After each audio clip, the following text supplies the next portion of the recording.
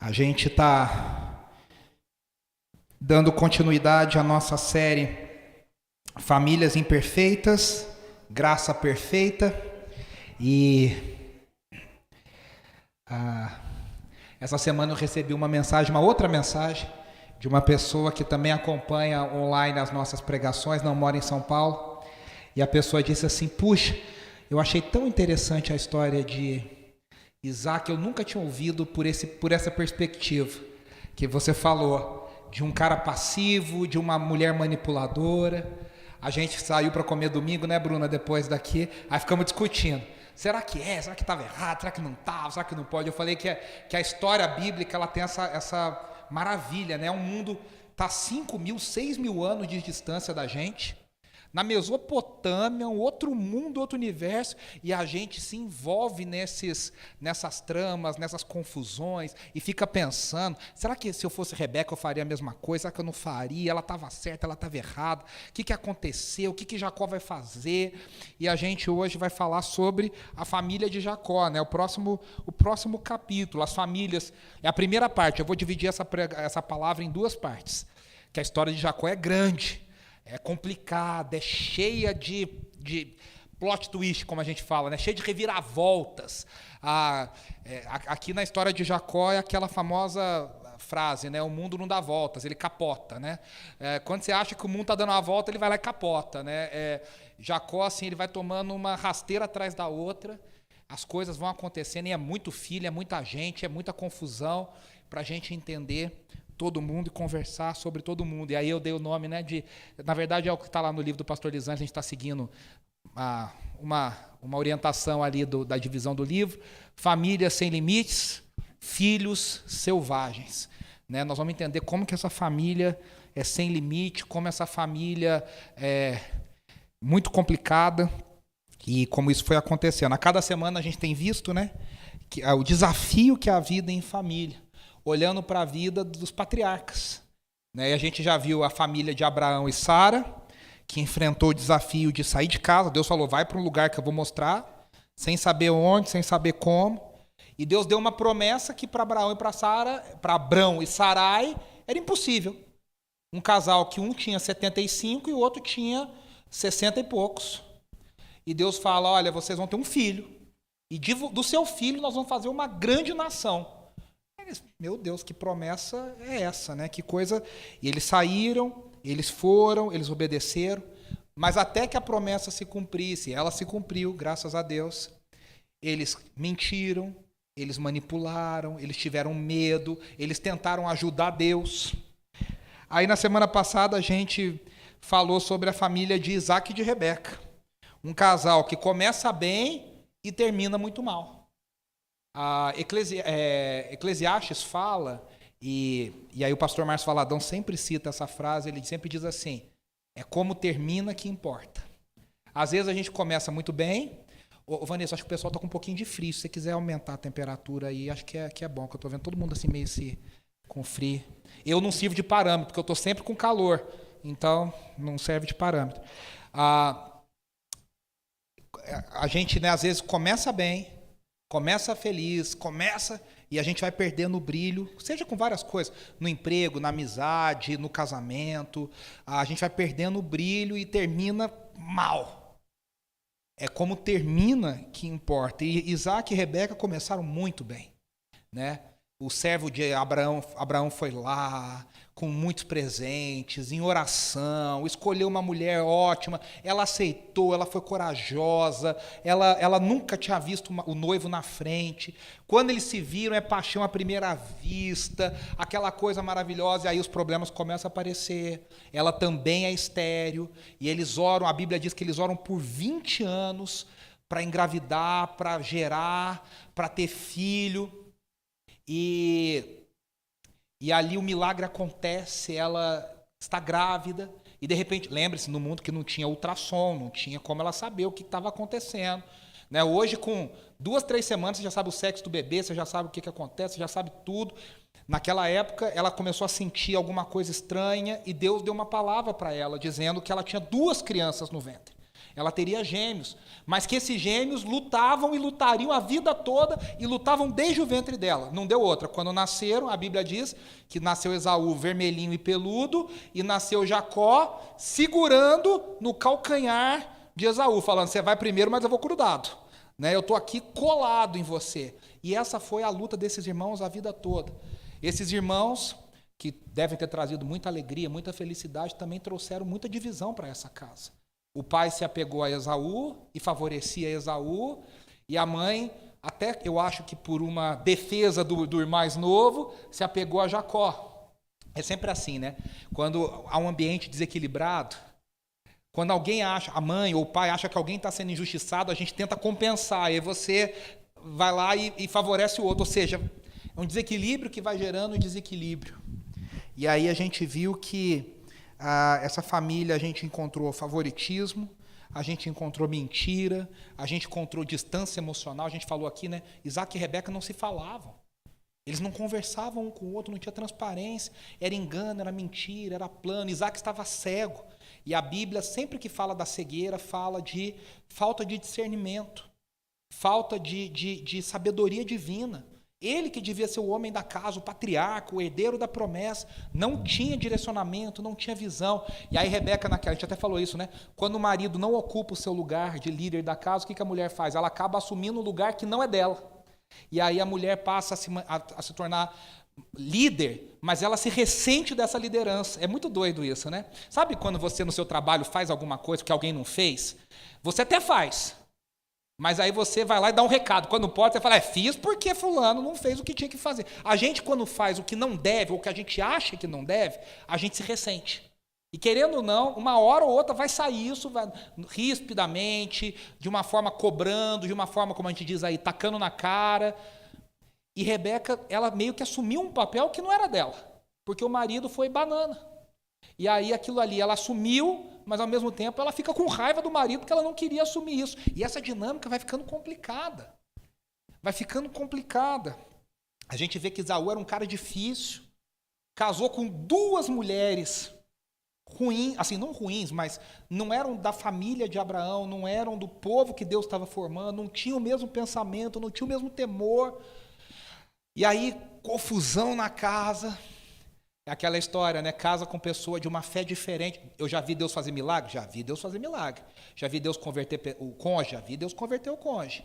Mas também já vi muita gente sofrer por muitos anos.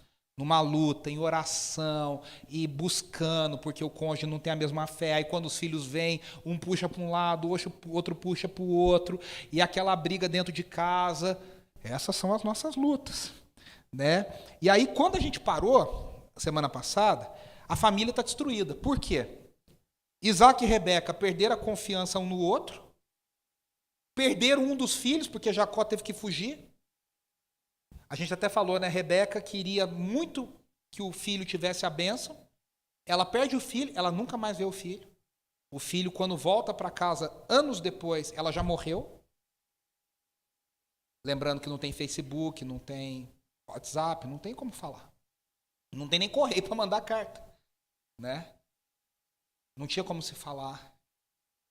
Jacó, que fez de tudo para ter a bênção, não tem casa para exercer a bênção, não tem família para exercer a bênção.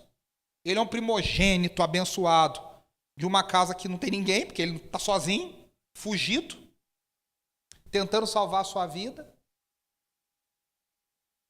Isaac se sente enganado, ultrajado. Esaú com raiva, ódio mortal do irmão. E esse é o cenário dessa família e dessa casa. Destruída. E mesmo assim, Deus cumpre a sua promessa, ou seja, a bênção de Abraão passa para Jacó. E o grande foco da narrativa agora é a vida e a família de Jacó. E aí eu até me lembrei, tem uma série que fez muito sucesso, não é todo mundo que tem coração para ver essa série, não. É a série chamada This Is Us. Quem assistiu aqui? Alguém assistiu This Is Us? É cada episódio, né, uns lencinhos, você chora, porque o negócio ali o que é o This Is Us? Essa tem menos de 20 anos, então não vou dar muito spoiler. É uma história de uma família chamada família Pearson. E essa família é um casal que tem 3 filhos, que são trigêmeos. Eu vou contar, isso eu vou contar porque é bem no primeiro episódio. Pode, Bruno? Não, você acha que não? Conta, né? No primeiro episódio. E um dos trigêmeos morre no nascimento. E naquele mesmo momento, uma outra criança nasceu. E ela é colocada para adoção. E aquele casal adota esse outro neném para ocupar o lugar dos seus trigêmeos. Só que eles são, nos Estados Unidos, anos 70 ali, final dos anos 70, uma família de brancos, e o neném é um neném negro. E eles adotam um neném negro que vai fazer parte, porque é trigêmeo, imagina a cabeça das pessoas, nós somos 3 trigêmeos. Tá, legal, mas são 2 brancos e um é negro. Então aquilo é uma luta a vida inteira. E aí, a série é muito interessante porque ela tem 3 linhas do tempo. Ela tem um presente, ela tem um passado, que a gente chama de flashback, e ela tem um futuro, que a gente chama de flash forward. Então ela fica trançando nessas 3 linhas do tempo. Ela mostra o futuro, ela mostra o passado, ela mostra o presente, e mesmo assim ela consegue surpreender a gente. Né? E mostra os dramas dessa família. O nenenzinho negro, a criança negra, se chama Randall.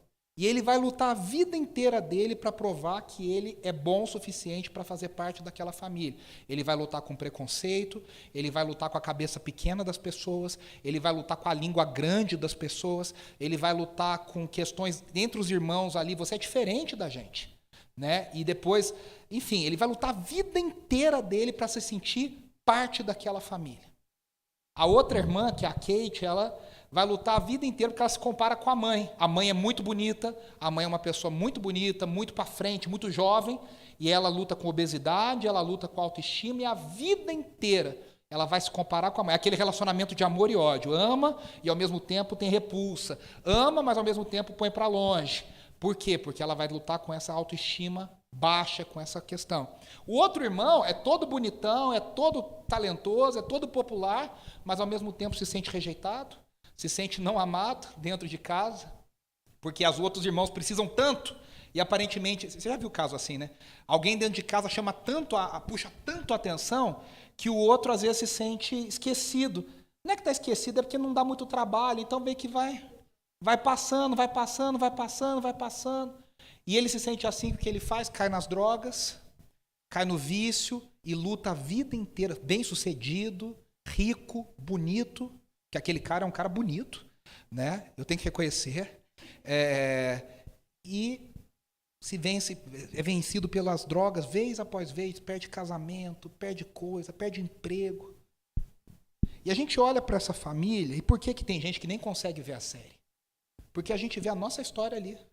A gente vê a nossa família, a gente se envolve que parece que é alguém da nossa casa, que é a nossa história sendo contada. E aí, a gente vê que eles têm muitos desafios, mas à medida que o tempo vai passando, essa família permanece unida, e essa família vai vencendo os desafios, vai se consertando, vai se curando, vai vivendo ali o seu luto, as suas dificuldades, as suas batalhas, e eles vão permanecendo, apesar das grandes lutas e das grandes dificuldades. E a família de Jacó é um pouquinho da família Pearson, né? Só que eu diria que tem um pouco mais de um dramalhão mexicano junto, assim. Tem um quê mexicano, assim, nesse drama de Jacó. E a gente aqui, hoje eu vou tentar, hoje e na próxima semana, fazer esse recurso do This Is Us. Nós vamos ter um presente, nós vamos olhar para um passado e nós vamos olhar para o futuro e vamos tentar entender o que está acontecendo com Jacó e seus muitos filhos. Eu queria que você guardasse 4 coisas na mensagem de hoje, que a gente vai falar, tente entender isso. Tá, em toda a mensagem isso está permeando o que eu preparei. Deus permite, primeira coisa, que a gente se reencontre e enfrente com os nossos erros do passado. O que eu estou querendo dizer com isso? A gente teve um trauma lá atrás, a gente teve uma situação, a gente teve uma ruptura, a gente teve um pecado, uma coisa lá atrás. Isso no This Is Us acontece, a nossa história acontece. Isso vai voltar na nossa vida e na nossa história. Deus coloca na nossa história, na nossa frente, aquela situação que a gente tentou esconder, deixar lá embaixo do tapete, uma hora ou outra isso vai vir para a gente enfrentá-la e vencê-la e prosseguir. A Bíblia é muito clara, o que o homem semeia é isso que ele colhe. Então a gente vai ver que Jacó fez, aconteceu e plantou, e a situação volta, só que agora ele é a vítima do caso. Guarde isso. Deus coloca na nossa frente coisas que a gente tentou deixar lá atrás, para a gente vencer. Não é que Deus é mau, é que Ele quer que a gente vença essas coisas. Ele quer que a gente esqueça essas coisas para trás. Segunda coisa, se a gente não pedir a graça de Deus, se a gente intencionalmente não lutar contra, as disfunções da nossa família se repetem. Alguns irmãos mais pentecostais chamam isso de maldição hereditária. E aí, o que os irmãos entendem? Que a gente tem que quebrar a maldição hereditária. Então, você cancela em nome de Jesus. A gente não entende assim. Não é uma questão, muitas vezes, demoníaca espiritual. É uma questão de aprendizado. A gente foi ensinado e a gente, sem querer, a gente repete. Então, problemas e ciclos que você trouxe dos seus pais, da casa do que você foi criado, quando você vai ver, você está vivendo isso no seu casamento, na sua nova família. Sejam coisas boas, sejam coisas ruins. Se a gente não lutar contra, se a gente não se conscientizar, se a gente não pedir a graça de Deus, a sabedoria de Deus, a tendência é a gente repetir erros do passado. E a história de Abraão e de Isaac e de Jacó, você fala, mas parece que eu já vi isso aqui. Você já viu isso aqui, só que eles estão fazendo de novo, outro personagem, de outra forma. Né? Isso também o This Is Us mostra, é bem interessante, né? Coisas que as crianças falam, pai, minha mãe, e aí quando eles ficam adultos, que aí nessa vai e vem, eles fazem a mesma coisa. A minha mãe sempre falava, minha mãe fala, não é praga de mãe não, mas um dia quando você for pai, quando você for mãe, você vai entender. E pior que é verdade, não é frase de mãe, né? Acho que vocês também ouviram isso aí, né? É verdade, a gente passa e fala, puxa, por que eu estou fazendo isso? É a mesma coisa. Terceira coisa, o amor pelo cônjuge e o amor pelos filhos precisa ocupar o lugar certo na nossa vida. Se o amor pelo cônjuge, o amor pelo filho ou pelos filhos ocupar um lugar maior do que ele deve, ele vai destruir a nossa vida. Porque é um ídolo e os ídolos destroem a nossa vida. Você deve amar o seu cônjuge do jeito certo. Você deve amar os seus filhos do jeito certo. E a última coisa é que apesar de tudo, e olha que a família de Jacó tenta, mas tenta com força ser errada. Mas a graça de Deus é maior e Deus vai cumprir o seu propósito na vida dessa família. Então a gente vai ler aqui a partir do capítulo 29, dos versículos 16 até o 35. Diz assim: Ora, Labão tinha 2 filhas. O nome da mais velha era Lia e o da mais nova Raquel. Lia tinha olhos meigos, mas Raquel era bonita e atraente. Como Jacó gostava muito de Raquel, disse: Trabalharei 7 anos em troca de Raquel, sua filha mais nova. Labão respondeu: Será melhor dá-la a você do que a algum outro homem. Fique aqui comigo. Então Jacó trabalhou 7 anos por Raquel, mas lhe pareceram poucos dias, pelo tanto que a amava. Então disse Jacó a Labão: Entregue-me a minha mulher. Cumpri o prazo previsto e quero deitar-me com ela. Então Labão reuniu todo o povo daquele lugar e deu uma festa. Mas quando a noite chegou, deu sua filha Lia a Jacó, e Jacó deitou-se com ela. Labão também entregou sua serva Zilpa, a sua filha, para que ficasse a serviço dela. Quando chegou a manhã, lá estava Lia. Então Jacó disse a Labão: O que foi que você me fez? Eu não trabalhei por Raquel? Por que você me enganou? Labão respondeu: Aqui não é costume entregar em casamento a filha mais nova antes da mais velha. Deixe passar essa semana de núpcias e lhe daremos também a mais nova, em troca de mais 7 anos de trabalho. Jacó concordou. Passou aquela semana de núpcias com Lia e Labão lhe deu sua filha Raquel por mulher. Labão deu a Raquel sua serva Bila para que ficasse a serviço dela. Jacó deitou-se também com Raquel, que era a sua preferida, e trabalhou para Labão outros 7 anos. Quando o Senhor viu que Lia era desprezada, concedeu-lhe filhos. Raquel, porém, era estéril. Lia engravidou, deu à luz a um filho e deu-lhe o nome de Ruben, pois dizia: O Senhor viu a minha infelicidade. Agora, certamente, o meu marido me amará. Lia engravidou de novo, e quando deu à luz a outro filho, disse: Porque o Senhor ouviu que sou desprezada, deu-me também este, pelo que o chamou Simeão. De novo engravidou, e quando deu à luz a mais um filho, disse: agora finalmente o meu marido se apegará a mim, porque já lhe dei 3 filhos. Por isso deu-lhe o nome de Levi. Engravidou ainda outra vez, e quando deu à luz mais outro filho, disse: dessa vez louvarei ao Senhor. Assim deu-lhe o nome de Judá. Então parou de ter filhos. Agora no capítulo 30. Quando Raquel viu que não dava filhos a Jacó, teve inveja da sua irmã. Por isso disse a Jacó: dê-me filhos ou morrerei. Jacó ficou irritado e disse: por acaso estou no lugar de Deus, que a impediu de ter filhos? Então ela responde: aqui está Bila, minha serva. Deite-se com ela para que tenha filhos em meu lugar, e por meio dela eu também possa formar família. Você está vendo? Eu já vi essa história. Não deu certo, e estão aqui fazendo de novo. Por isso ela deu a Jacó sua serva Bila por mulher. Ele deitou-se com ela, Bila engravidou e deu-lhe um filho. Então Raquel disse: Deus me fez justiça, ouviu o meu clamor e deu-me um filho. Por isso deu-lhe o nome de Dan. Bila, serva de Raquel, engravidou novamente, deu a Jacó o segundo filho. Então disse Raquel: tive grande luta com a minha irmã e venci, pelo que o chamou Naftali. Quando Lia viu que tinha parado de ter filhos, tomou sua serva Zilpa e a deu a Jacó por mulher. Você está vendo a treta. Zilpa, serva de Lia, deu a Jacó um filho. Então disse Lia: que grande sorte, por isso o chamou Gade. Zilpa, serva de Lia, deu a Jacó mais um filho. Então Lia exclamou: como sou feliz! As mulheres dirão que sou feliz, por isso deu-lhe o nome de Azer. Durante a colheita do trigo, Rubens saiu ao campo, encontrou algumas mandrágoras e as trouxe a Lia, sua mãe. Então Raquel disse a Lia: dê-me algumas mandrágoras do seu filho. Mas ela respondeu: você também já viu essa história. Não lhe foi suficiente tomar de mim o marido? Vai também tomar as mandrágoras que o meu filho trouxe? Então disse Raquel: Jacó se deitará com você essa noite, em troca das mandrágoras trazidas pelo seu filho. Quando Jacó chegou do campo naquela tarde, Lia saiu ao seu encontro e lhe disse: hoje você me possuirá, pois eu comprei esse direito com as mandrágoras do meu filho. E naquela noite ele se deitou com ela. Deus ouviu Lia e ela engravidou e deu a Jacó o 5º filho dela. Disse Lia: Deus me recompensou por ter dado a minha serva ao meu marido. Por isso deu-lhe o nome de Issacar. Lia engravidou de novo e deu a Jacó o 6º filho. Disse Lia: Deus presenteou-me com uma dádiva preciosa. Agora meu marido me tratará melhor. Afinal, já lhe dei 6 filhos.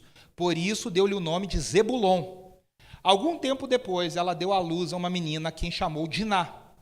Então Deus lembrou-se de Raquel. Deus ouviu o seu clamor e a tornou fértil. Ela engravidou e deu à luz a um filho e disse: Deus tirou de mim a minha humilhação. Deu-lhe o nome de José e disse: que o Senhor me acrescente ainda outro filho. Eu até coloquei aqui um gráfico que você já se perdeu, e eu também. Né? Eu gostei muito de um comentarista bíblico que diz assim: parece uma partida de tênis.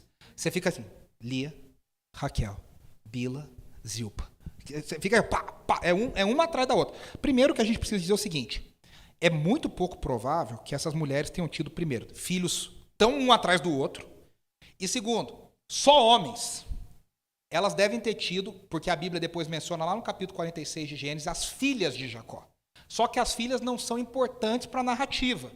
Ah, mas tem Diná. Tem Diná porque Diná vai ter um entreveiro no capítulo seguinte. Aí a gente vai... Tem uma história sangrenta e horrível envolvendo Diná. Então, eles já colocam Diná para você saber quem que é na história. Mas cá entre nós, é muito nome, é muito problema, é muita confusão, é muita inveja, é muita coisa acontecendo. Vamos fazer um flashback, vamos voltar um pouco e vamos tentar entender por que Jacó, o enganador, é enganado. Vocês viram que a gente começou a lenda e tem um personagem aí que a gente não tinha falado, que é Labão. Quem que é Labão? Labão é tio de Jacó, irmão da sua mãe Rebeca. Ele é irmão da sua mãe Rebeca. Mas, ao mesmo tempo, lembre-se, como Rebeca veio da família de Abraão, ele é parente de Abraão também. Ele é neto de Naor, que é irmão de Abraão. Então, Jacó é neto de Abraão, Labão é neto de Naor. É tudo meio primo ali, é tudo meio parente. Né? Mas, para todo efeito, ele é tio de Jacó, porque ele é pai, ele é irmão de Rebeca. E aqui nós estamos vendo agora a narrativa de Jacó, que vai se transformar de um enganador para o príncipe de Deus. Então, ele começa como um personagem desagradável, um personagem inexpressível, e ele vai terminar a sua jornada, o que a gente chama de seu arco narrativo, lá no final de Gênesis, como um personagem forte, triunfante, vencedor. Só que essa transformação de Jacó, ela foi acontecendo paulatinamente, ela foi acontecendo passo a passo, e olha, com muito sofrimento. Né? Então, no trecho que a gente começou a ler, a gente já encontra Jacó inserido na família de Labão, seu tio. Mas, olha, veja, como é que ele foi parar lá? Ele foge da casa dos seus pais. Ele anda por volta de 750 quilômetros. E ele vai para a família da sua mãe, que está em Padã Arã. Ali, que a Bíblia fala até Mesopotâmia. E ele chega no mesmo poço aonde o servo de Abraão encontrou Rebeca pela primeira vez. E quando Jacó chega nesse mesmo poço, há uma pedra que é colocada muito pesada sobre esse poço. E aí tem pastores que estão chegando ali com as suas ovelhas. E ele fala assim, o que vocês estão esperando para dar água para as ovelhas? E eles falam, nós estamos esperando que todos cheguem. O costume era que todos chegassem, e quando todos estivessem ali, se removia a pedra, e as ovelhas de todos bebiam água daquele poço. E Raquel era uma pastora de ovelhas, as ovelhas de seu pai. E Jacó vê essa menina chegando. E a Bíblia deixa entendido que Jacó, na hora, se atrai fisicamente por Raquel. Aliás, é interessante, porque a gente fala do amor de Jacó por Raquel, mas tente ler o texto de novo depois e ver se não parece que o amor dele sempre foi baseado numa atração física muito forte, numa paixão muito fulminante, e num amor pouco construído, numa amizade, num relacionamento, numa confiança. Quando ele vê aquela menina novinha, ele fica maluco, e a Bíblia diz que ele empurra sozinho a pedra para mostrar que ele era forte, que ele era valente, que ele era o cara. Sabe o Roberto Carlos? Esse cara sou eu. Se Jacó conhecesse, estaria tocando nessa trilha sonora. E aí, a Raquel fica sabendo de tudo, porque a Bíblia diz que ele tem um ataque de choro na frente dela. É engraçado que ele tenta mostrar força, de repente ele tem um ataque de choro na frente dela. E ela fica se perguntando, ele fala quem ele é, e ela vai contar, e o seu pai vem, Labão vem, recebe Jacó, a Bíblia diz que ele o abraça, e ele o traz para dentro de casa. Quando a narrativa retoma, uma coisa importante, que eu esqueci de falar. Antes de Jacó, enquanto Jacó foge de casa, ele foge de casa no 27, Gênesis 27. Ele chega na casa de Labão em Gênesis 29. O que acontece em Gênesis 28? Jacó está peregrinando, está andando, os 700 e tantos quilômetros que ele tem que andar. E ele está dormindo. E ele usa uma pedra como um travesseiro. E ele tem uma visão, ele tem um sonho. E Deus mostra para ele uma escada. A tradução aqui é complicada. Não se sabe se é uma escada ou se é uma rampa. Mas é algo que liga o céu, a terra ao céu, e nessa rampa ou nessa escada, anjos que sobem e descem por essa escada e por essa rampa. E Jacó acorda extremamente assustado, e ele entende o recado. Ele entende que Deus está dizendo para ele, eu estou com você. Eu estou aqui, no meio dessa peregrinação. E Jacó fala, eu estava dormindo, e eu não sabia que Deus aqui estava. E ele chama aquele lugar de Betel, que é casa de Deus. E a Bíblia diz que ele faz uma coisa que depois vai ser proibido em Israel, mas como ele era um patriarca ainda, ele pega aquela pedra, ele joga óleo sobre aquela pedra, e ele transforma aquela pedra num altar de adoração. E Deus fala com Jacó. E Deus repete nesse sonho, nessa visão, as promessas que ele havia feito a Abraão e que ele havia feito a Isaac. Olha que loucura, esse cara está fugindo de casa. Esse cara destruiu a família. E Deus, acima de tudo, fala, olha, você é um trapalhão, você é um enganador, mas a minha promessa sobre o seu avô, sobre o seu pai, sobre você, continua a mesma. Eu vou dar a você essa terra da qual você está fugindo. Um dia você vai voltar e essa terra vai ser sua e dos seus filhos. E eu vou fazer de você uma grande nação e um grande povo. Então, quando Jacó chega na casa de Labão, pensa a cabeça de Jacó. Ele não sabe se vai ver o pai, se vai ver a mãe, o irmão quer matar, ele roubou, ele enganou, mas ao mesmo tempo Deus falou para ele que está com ele e vai prometer, e vai cumprir a promessa. E aí ele já vê a prima, ele já fica apaixonado na prima, sabe? As emoções dele estão a mil, a cabeça está acelerada. E ele encontra com Labão, que cá entre nós é um competidor à altura de Jacó. Sabe? É um Jacó 2.0. E aí o enganador vai se tornar enganado. Aí Labão fala para ele assim: filho, você está aqui há 1 mês. Eu não posso ter você trabalhando aqui sem te pagar alguma coisa. O que você quer de salário? E aí Jacó fala: eu quero Raquel. Eu vou trabalhar 7 anos por ela. Veja que Jacó, ele está nesse início dele ainda de transformação, ele não entendeu o que é a graça de Deus. Ele quer fazer na força dele. Ele quer fazer do jeito dele. Ele quer fazer na esperteza dele. Ele quer merecer a graça e a bênção de Deus. Deus ainda vai levar um tempo a mostrar para ele: Jacó, não é na tua força, não é do teu jeito, não é.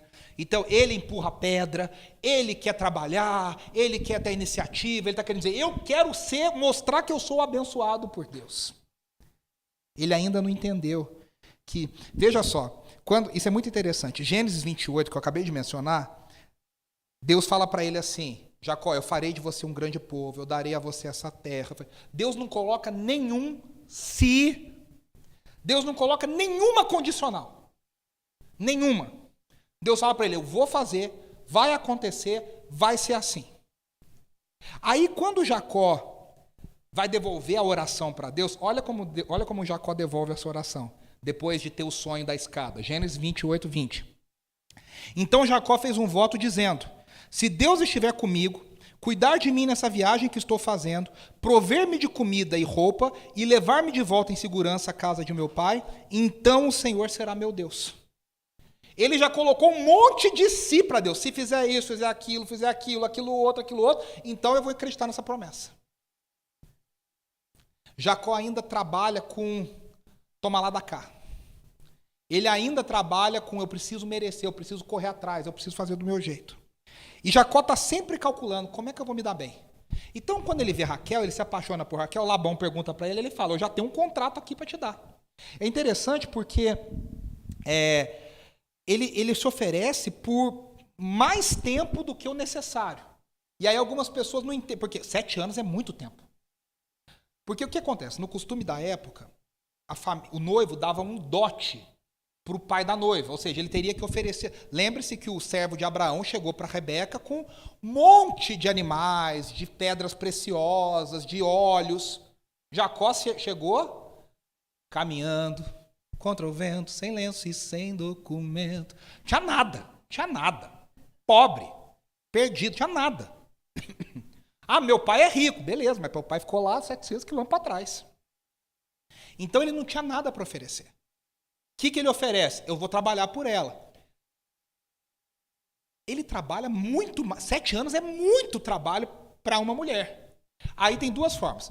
Estão querendo dizer que ele está querendo se provar para Labão, dizer: eu sou o cara.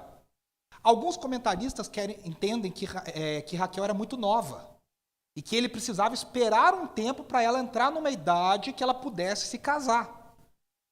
Então ele dá uns 7 anos para cumprir o tempo dela se casar. O fato é que Jacó está ali, sedento de amor, vazio, perdido, sem saber quem ele era, e ele começa a procurar amor. Ele quer o amor do seu tio, ele quer o amor agora dessa noiva, ele quer preencher um vazio que está dentro dela. E aí, a gente vai vendo aqui que Jacó amava tanto Raquel. Meu pai tem uma piada horrível, eu vou fazer só para desencargo de consciência. Meu pai, se você já escutar, você vai saber. Meu pai sempre fala assim que Jacó era analfabeto. Você sabe dessa história, né? Porque ele amava Raquel e não lia. Jacó amava tanto Raquel que a Bíblia faz questão de ressaltar que os 7 anos passam voando. Passam rápido. Passam como se fosse dias. E aí, Jacó, então, agora quer receber Raquel. E cá entre nós, a frase de Jacó para Labão é uma frase muito estranha. Porque, primeiro, Labão é sogro, é tio e é patrão. Aí ele fala, me dá, eu já trabalhei os 7 anos. Olha como não é um relacionamento de sogro e tio, de sobrinho. É um relacionamento meio comercial, patrão e empregado. Ele fala, me dá a tua filha que eu trabalhei por ela. E ele ainda é bem grosseiro e diz, porque eu quero me deitar com ela. Né? Então, eu queria deixar bem claro assim, o desejo, a paixão avassaladora que ele tinha por aquela menina. E aí, veja, Lia é descrita, se você prestou atenção, como alguém que tinha os olhos sem brilho. Aqui fala meigos, é que a palavra no hebraico pode ser tanto. O fato é que a Bíblia está dizendo, ela tinha olhos meigos para dizer o resto não se salvava, então vamos elogiar os olhos, que é o que sobrou. Ou pode dizer, os olhos dela não tinham brilho, só que a Bíblia diz, Raquel era linda de rosto e atraente na sua forma física. Ela era um mulherão. Então já tem essa comparação. E aí, agora Jacó tenta usar essa atração para se redimir. Veja, isso não vai dar certo. Toda vez que o desejo carnal é de Deus, é maravilhoso, mas ele é colocado acima de discernimento, de oração, da vontade de Deus, a armadilha está preparada. Você pode perceber, em nenhum momento do texto, Jacó ora, Jacó pergunta para Deus, Jacó fala, qual é Lia ou é Raquel? Qual é a esposa? Não tem. Ele não jejua, ele não pergunta, ele não busca, ele não quer uma visão. Ele é dominado pela atração física.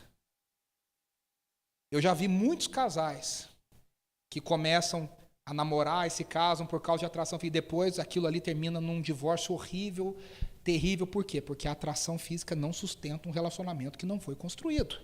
Ela é importante? Super. Mas ela não é suficiente. E aí, Jacó, o enganador, é enganado por seu tio Labão. Ao invés de receber Raquel, Labão lhe entrega Lia. E aqui tem muita ironia nessa história. Veja, como é que Jacó enganou seu irmão? A mãe colocou nele pele de animais para que ele parecesse peludo como Esaú. Por que ele não percebeu que era Lia e não Raquel? Porque a mulher era envolvida em véus. Então, ele não, aqui fica só o olhinho, não dá para ver o que é. Se bem que o olho, a Bíblia fala do olho, mas enfim, não deu para ver o que era. Isaac estava cego. Jacó estava provavelmente bêbado, porque passou um dia de festa, regado a muito vinho, e era de noite. Você tem que lembrar que não tinha iluminação. Então, de noite, o cara mais para lá do que para cá. A mulher cheia de véu, ele não percebeu a artimanha do seu tio e do seu sogro, que é a mesma pessoa. Né? Então, em Gênesis 27, 2 irmãos foram trocados diante de um homem cego. Em Gênesis 29, 2 irmãs são trocadas debaixo de um véu.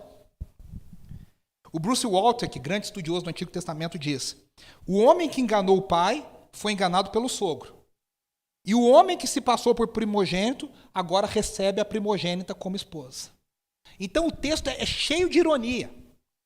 E aí, Jacó agora é obrigado a enfrentar na vida, lembra o que eu disse? Volta.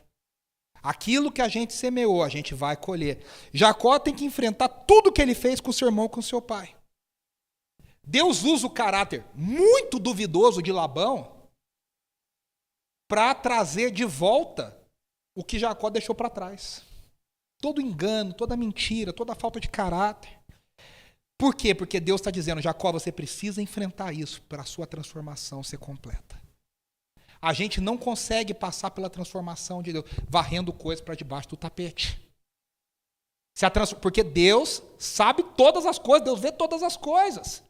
Então Deus quer mexer na ferida de Jacó para que agora Jacó vença isso. E aí, a pessoa com quem ele casa não era quem ele imaginava e quem ele desejava. E cá entre nós, hein? Todo mundo que é casado passa por isso. Não que você casou com a pessoa, outra pessoa. Mas é que a pessoa com quem você se casou, ela vai se despindo das fantasias que você inventou na sua cabeça e a rotina do dia a dia vai mostrando que ela é uma pessoa diferente do que você imaginava. Cá entre nós, todo mundo já passou por isso, né? Eu lembro que a Andressa e eu, quando a gente era recém-casado, olha, os primeiros meses foram tensos. E o pessoal falava assim, vocês estão em lua de mel ainda. E a gente olhava um pro outro assim, sabe? A gente queria se matar dentro de casa, mas, a gente estava aqui, na lua de mel. Por quê? Porque esses primeiros meses são difíceis, dependendo da personalidade da pessoa. Se os seus cônjuges têm uma personalidade muito diferente, porque você, por mais que você namore, noive, converse, você fantasia uma pessoa. E a convivência do dia a dia vai te mostrando que aquela pessoa é uma pessoa real. Então, essa aqui é uma coisa. E aí, Jacó faz um acordo novo com Labão. Ele diz, eu vou trabalhar mais 7 anos por Raquel. Agora, eu não sei se você, como eu, durante muitos anos, entendeu errado esse texto aqui, a matemática. Eu, durante muitos anos, não tenho vergonha de falar, achei que Raquel só tinha casado com Raquel, Jacó tinha casado com Raquel depois de 14 anos. Não foi. Ele casa uma semana depois que ele casa com Lia. O texto é a gente que não lê direito. Só que ele ainda está devendo, ele vai parcelar os 7 anos. Ele já compra, mas ele vai parcelar os 7 anos. Então, agora, gente, olha a confusão. Entre casar com a irmã mais velha, que já percebeu, ela foi vítima do golpe, mas na manhã seguinte ela já percebeu. Esse cara não gosta de mim.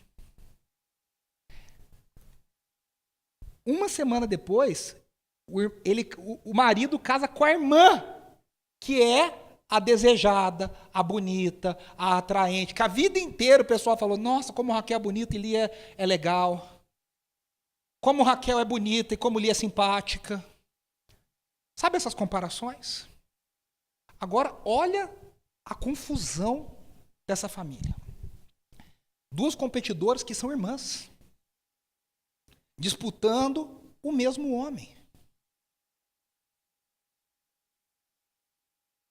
Tem uma... Olha, é muito doido isso. Então, Jacó vai trabalhar e vai pagar esses 7 anos. E agora a gente tem uma disputa de 2 irmãs competindo pelo amor do mesmo homem.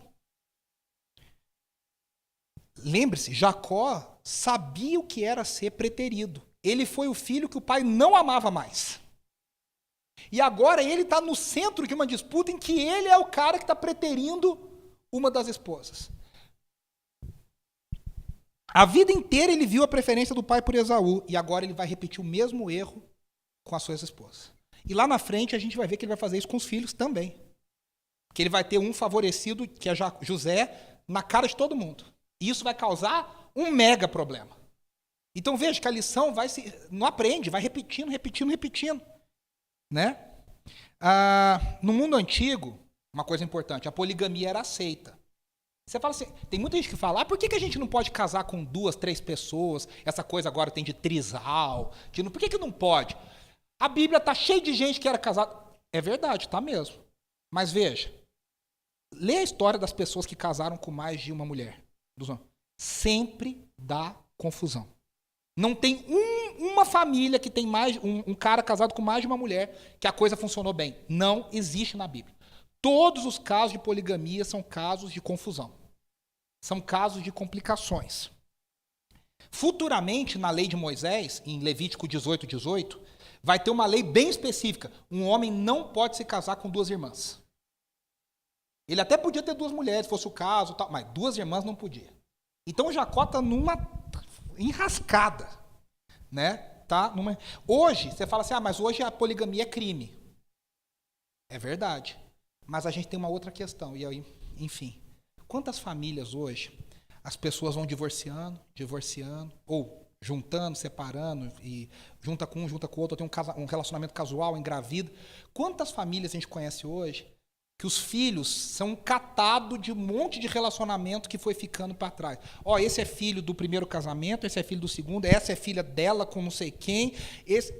E a família também passa pelos mesmos problemas e pelas mesmas questões de uma família poligâmica, de certo sentido. Porque nós temos várias criações, várias famílias dentro de uma mesma família. Pode dar certo? Claro que pode. Deus pode restaurar tudo? Claro que pode. Mas é muito trabalho, é muita luta, é muita dificuldade. Porque o plano de Deus é um homem que se junta a uma mulher e eles constituem uma família que não se separa e não se quebra. Então, Lia foi colocada pelo pai numa posição muito delicada. Ela já é menos atraente que a irmã. E agora ela vai conviver num casamento a 3, onde ela é a parte mais frágil desse negócio. E aí isso a lança numa jornada de busca para merecer o amor de Jacó. Ela fica o tempo inteiro querendo conquistar Jacó. Muitas esposas se sentem assim. Talvez o marido não tenha uma outra mulher. Mas tem um emprego, tem um carro, tem o beach tênis, tem o futebol com os amigos, tem o bar. E muitas mulheres se sentem sempre num segundo e num terceiro lugar na vida do seu marido. E passam a vida tentando conquistar. E aí, a artimanha é sempre a mesma, né? Vou tentar ter um filho, que aí com o filho... Quantos casais? O casamento está horroroso. Aí tem a ideia genial, vamos ter um filho que vai salvar o casamento. Quem tem filho sabe que a pior ideia do mundo é essa. Porque você tem que ter um casamento muito forte e saudável para aguentar e resistir ao impacto de um filho, que muda totalmente a rotina. Então, nesse momento, Lia está na posição mais frágil, só que aí há uma grande reviravolta que está para acontecer. E a gente está terminando, vai falar isso na semana que vem. Eu só quero deixar algumas coisas claras. Que esse texto deve ter chamado a atenção de vocês enquanto eu lia. Jacó repete a passividade do seu pai. Eu não sei se vocês prestaram atenção. A história inteira é, e Raquel falou, e Lia falou, e a uma pegou, e você vai deitar lá, e você vai deitar aqui. E parece que esse homem é um bonequinho que só faz o que as mulheres mandam. Em nenhum momento... Veja, na hora que tem que Raquel e Lia fazem um acordo com as mandrágoras, o que é aquilo? É uma planta que é afrodisíaca e que dizia que ela ajudava na fertilidade feminina. Então Raquel compra de Lia essas plantas para tentar ser fértil e ela dá uma noite bônus para Lia com Jacó. Lia fala, hoje você vai deitar comigo, que eu combinei lá com Raquel. Jacó só fala, tá bom, sim senhora, e vai. Gente, que homem é esse? Que liderança é essa? E cá entre nós, ele tinha tanto problema de autoaceitação que talvez ele até gostasse de ver brigando por ele. Falar, pelo menos tem gente que me ama. Quero que brigue mais. Gente doente vai gerando um ambiente doente, vai virando uma bola de neve de doença emocional. A ação de Deus agora também entra na ação. Eles não oraram, eles não perguntaram, eles não pediram, eles não falaram nada. Mas agora Deus fala assim, deixa eu assumir esse negócio aqui. Não é que Deus não estava, é que agora fica claro na narrativa. Os filhos vão nascer de acordo com a soberania de Deus. Deus abre o ventre de Lia, Deus fecha o ventre de Raquel. Lia era a irmã frustrada, mas era fértil. Raquel possuía o amor do seu marido, era bonita, mas não conseguia gerar filhos. E agora, mesmo em meio a esse cenário, Lia, Raquel, Bila e Zilpa vão gerar 12 filhos homens a Jacó. O que isso está querendo dizer? Lembre-se, Moisés está escrevendo isso para o povo que saiu do Egito. E ele vai dividindo a terra prometida agora, cada tribo no seu lugar. Ele está contando para essas tribos de onde eles vieram. Por que eles têm esse nome? Por que eles existem como 12 tribos?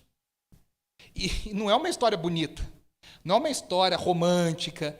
É uma história pesada, difícil. Mas Jacó está contando a verdade, porque Deus não alivia. Não alivia. Então, a gente vai encerrar por aqui. Eu tinha até muito mais coisa para falar, mas o tempo nosso já deu. A gente vai ver que essa trama entre as irmãs vai criando cada vez mais um ambiente complicado, difícil, no nascimento dessas crianças, na criação dessas crianças e no que essas crianças, que não deixarão de ser crianças, agora como protótipo das 12 tribos de Israel, vão causar. Então eu quero só lembrar aqui o que a gente falou. Não se engane. Deus vai colocar na minha vida e na sua vida situações para a gente. Se a gente quiser se engajar verdadeiramente num processo de transformação, num processo de crescimento espiritual, num processo de santificação, a gente vai precisar enfrentar os nossos fantasmas do passado. A gente vai precisar enfrentar os nossos traumas, os nossos medos, questões que a gente deixou bem guardadinho, debaixo, como diz, guardado dentro de 7 chaves, e deixa lá. A gente vai ter que enfrentar isso. Que a gente tenha a graça de Deus, para a gente também pedir a Deus, para a gente não repetir os erros do passado, dos nossos pais. Para a gente ser diferente, para a gente ser transformador. Eu conheço pessoas, tem uma amiga nossa, que muitos de vocês conhecem, mas eu não vou falar aqui por questões óbvias. Ela teve um passado terrível em família. Uma relação com o pai difícil, uma relação difícil com a mãe. Mas quem vê essa pessoa transformada pelo Evangelho, transformada pela graça de Deus, nunca diz isso. Ela é uma mãe maravilhosa, ela é uma filha maravilhosa, ela é uma amiga maravilhosa. Aí você fala, como essa pessoa... E ela conta e parece que ela está falando de outra pessoa. Você fala, mas o que aconteceu? Porque ela precisou enfrentar essas questões. Ela precisou vencer essas questões para não repetir. O Evangelho nos dá a chance de sermos verdadeiramente transformados. E esses ciclos viciosos, esses ciclos ruins são quebrados. E a gente começa um ciclo virtuoso pela graça de Deus nas nossas famílias. Não é porque seu pai e sua mãe foram horríveis com você que você tem que ser um pai horrível, uma mãe horrível. Não é porque você sofreu... Entendeu? A gente pode quebrar esses ciclos. A gente pode quebrar esses ciclos. E a gente tem que ter a certeza de que, acima de tudo, e a gente vai continuar isso na semana que vem, Deus está usando toda a situação para cumprir o seu propósito nas nossas vidas e nas vidas das nossas famílias. Vamos orar entregando a Deus a nossa vida e a vida da nossa família. Senhor, obrigado pela tua graça. Obrigado que nos nossos dramas, nas nossas dificuldades, nas nossas fraquezas, nas nossas dificuldades, o Senhor está conosco. Obrigado que o Senhor nos dá a chance de entendermos que não é na nossa força, não é do nosso jeito, não é no nosso mérito, é pela tua graça. E a tua graça é maior do que o nosso pecado, a tua graça é maior do que o nosso erro, a tua graça é maior do que os pecados das nossas famílias, a tua graça é maior do que a estrutura podre que muitos de nós fomos criados e fomos crescemos acreditando que sempre foi assim, sempre será assim e não tem como mudar. A tua graça é maior do que tudo isso, Senhor.